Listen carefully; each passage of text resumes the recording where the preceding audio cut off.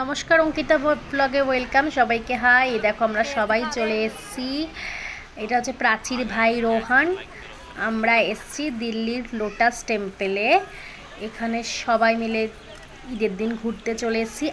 আর তারপর হচ্ছে ওই যে জায়গাটা দেখা যাচ্ছে অত মানুষজন ঢুকছে, ওটা হচ্ছে দেখতে পাচ্ছ কত মানুষের ভিড়, মানে প্রচুর মানুষ সেদিনকার এসেছেন।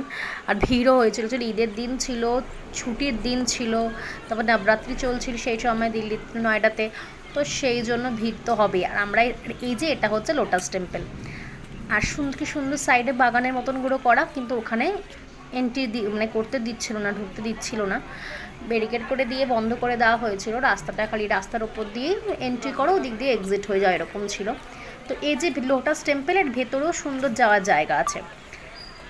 আর দেখতে পাচ্ছ প্রচুর ভিড় হয়ে গেছে। তো সেদিনকার এই ভিড়ের জন্য, এত মানুষের গ্যাদারিংয়ের জন্য সেদিনকার ওই লোটাস টেম্পলের ভেতরে যে বসার জায়গা সুন্দর মতন করা রয়েছে, ভেতরে সবাই গিয়ে বসে, তো সেই জায়গাটা সেদিনকার বন্ধ রাখা ছিল। তো আমরা এসেছিলাম নবরাত্রির জন্য মাতাজি মন্দিরে পুজো দিতে। আমার এই বান্ধবীটা উপোস করা ছিল, পুজো দিতে এসেছিলো, ওর ভাই বোন সবাইকে নিয়ে আমরা এসেছিলাম। তো পুজো দিতে যখন আসলাম দেখলাম মাতাজি মন্দিরে এত ভিড় ছিল, মানে আমরা এসেছিলাম কালকাজির মন্দির, ওই মন্দিরটার নাম। তো এত ভিড় ছিল, যদি আমরা আমরা সন্ধ্যাবেলায় এসেছিলাম 4টে সাড়ে 4টের দিকে, বিকেলের দিকে, যদি আমরা লাইন দিয়ে মন্দিরে ঢুকতাম তাহলে আমাদের রাত 10টা 11টা বেজে যেত পুজো দিয়ে বেরোতে।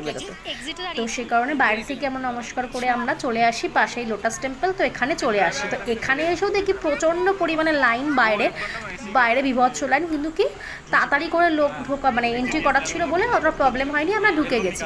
তো আসার পর দেখছি লোক তো ঢুকাচ্ছে ঠিকই, কিন্তু একদিক দিয়ে ঢুকাচ্ছে আর দিদি বার করে দিচ্ছে, মানে দাঁড়ানোর কোনো চান্সই দিচ্ছে না। দাঁড়িয়ে যেটা ফটো তুলবো, কিছুক্ষণ টাইম কাটাবো, সবাই মিলে গল্প করবো বসে, তো এরকম কোনো সিনই নেই, মানে ঢুকে ওদিক থেকে বেরিয়ে যাও। তো কিছু করার নেই, এখন এসেছিলাম মন্দিরে পুজো দিতে, সেটাও ঠিক মতন হলো না। তারপর এখানেও ঢুকলাম, এখানেও এসে দেখলাম প্রচণ্ড ভিড়। তো তাও এটা একটু দেখা হয়ে গেল। এর পরের বার যখন আবার আসবো তখন নিশ্চয়ই ভিতরটা ঢুকে দেখবো। একসাথে ভিতর বন্ধ করে দিয়েছে, বন্ধ রয়েছে। আর ওই যে মানুষজন দেখতে পাচ্ছেন দাঁড়িয়ে আছে, ওটা হচ্ছে এক্সিটের রাস্তা। তো আমরা এখন এক্সিটের দিকেই যাচ্ছি। আর এখানে যে জলটা প্রচণ্ড পরিষ্কার, দেখা মানে খুব সুন্দর মেনটেন করে রাখা, জলটা প্রচণ্ড পরিষ্কার।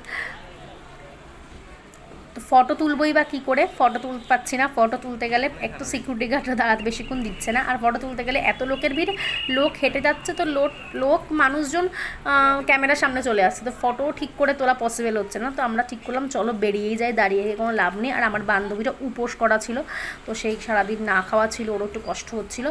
একটু বসার পরিস্থিতি থাকলাম, একটু বসে হয়তো আধ ঘন্টা টাইম কাটাতে পারতাম।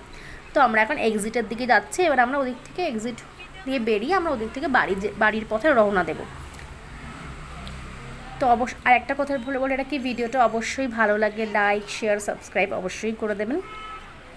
নেক্সটবার আবার যখন যাব তখন ভালো করে আপনাদের অবশ্যই ভিডিওটা তোমাদের কাছে শেয়ার করব, ভেতরের লোটাস টেম্পলের ভেতরে কী আছে সেটাও ভালো করে দেখাতে পারবো। আজকে তো আমি নিজেও দেখতে পারলাম না, আর তোমাদেরও দেখাতে পারলাম না।